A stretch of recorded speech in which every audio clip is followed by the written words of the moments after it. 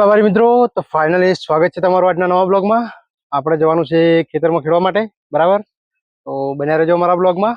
એના પહેલાં આપણે થોડો નાસ્તો કરી લઈએ, બરાબર? જો આ છે આપણે ભજીયાનો નાસ્તો. તો નાસ્તો કરીને પછી નીકળીએ, રેડી? બન્યા રહો બ્લોગમાં. અને આપણે નાસ્તો કરી લીધો છે, બરાબર? તો હવે નીકળીએ સીધા ખેતરમાં જવા માટે. તો બન્યા રહો બ્લોગમાં.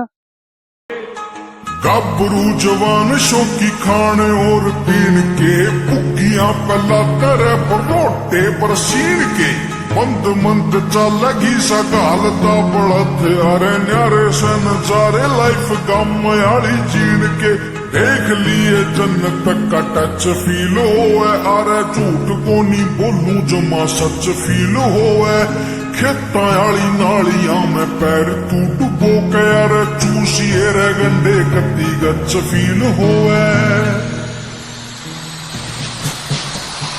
पर नाक ना चटाइए। અરે મિત્રો, તો આપણે રિટર્ન ઘરે આવી ગયા છે, બરાબર? ઘરે આવવાનું કારણ તમને બતાવું, જોઈ લો.